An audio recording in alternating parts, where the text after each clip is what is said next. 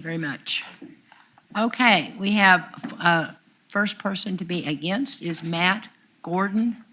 If you would come up to the front, please, and identify yourself.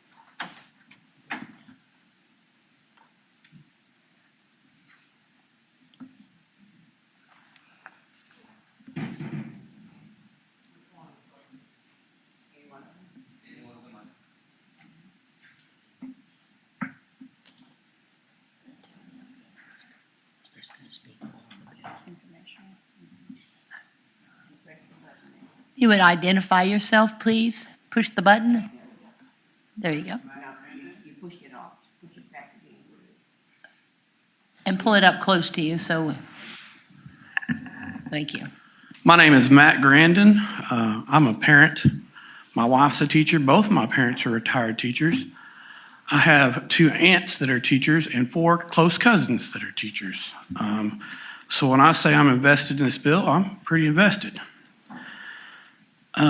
There are good things about this bill that I like. I think it's irresponsible to tie them all together and give us a 144-page document and 24 hours to talk on it and look it over. The good things I like is I like the school safety aspect of it. There's still some things that need to be worked out because of the vagueness of the wording in there. I support teacher pay raises, but I do not like how it's going about. I really like the tutoring program. That is an amazing idea. We should have implemented it years ago. I like community involvement in schools. I think one of the best things that can happen to a public school, or any school for that matter, is for community involvement.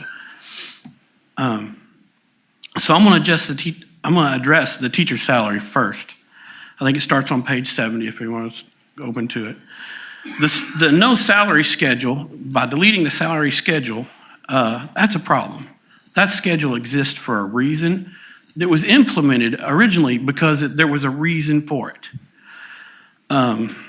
This needs to be addressed in this bill before it gets passed into law because it's unacceptable to do that without a salary schedule. One of my cousins, a teacher at Valley Springs, Arkansas, she makes right at little over 50,000 already. Okay, so they'll bring everybody up to 50,000. She is a national board certified teacher, been teaching for 12 years. An excellent teacher, great scores, and one of the highest performing public schools in the state. And this does nothing to address this. It's a small school, 820 to 840 kids. This bill brings their burden of teacher pay from a 43% to a 57% of their budget. Okay? And small schools, they can't handle this. You know, you have to have 25 or 24 kids per class, and they provide a salary for a teacher for every 24, 25. Well, if they have 30 kids, that's going to be a huge discrepancy when you only have 3 teachers in that subject, okay? It doesn't address any of that. Also, on the contract, on days worked or hours worked, has anybody done the math on that? None of that adds up. 178 days or 1,068 hours. Okay, 178 days on a 5-day-a-week teacher is 1,201 hours. All right? And before anybody says, well, there's some schools that go 4 days a week, right? The math still don't add up because 1,068 hours is only 133 days. Nobody's looked at this. This has not properly been over. Lines 17 and 18 are somewhat contradictory, leaving the state liable for legal action in some cases in this bill. There's lots of contradictory. I think it looks like they just cut and paste stuff together to make a 144-page bill, honestly.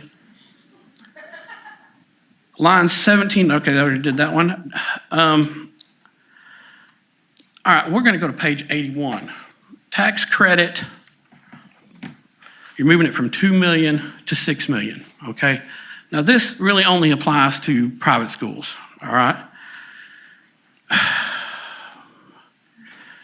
In my opinion, the state has no business funding a private school, all right? But we're going to move on from that.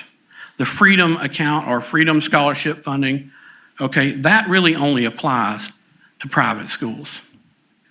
There is not a single thing that is in that freedom account that a public school doesn't already provide or a public charter does not already provide. So this only deals with private schools. 90% foundation funding. So you're providing 9% foundation funding for, that's going to be by 2026, according to the language in the bill, going to be 100% provided for to private schools. So if you add up pages 81 through 86, the state is providing more money per student to a private entity than they are for public school students. Okay, and before you say that's tax credits and donations, I mean, it doesn't matter how crooked the road is to get there, it still comes from the same pot of money. I'm trying to stay calm, sorry. Mr. Grandin? Mr. Grandin? Yes. I'm sorry, your time is up. Your 5 minutes is up. Thank you very much for your testimony. Appreciate it. So next on our list is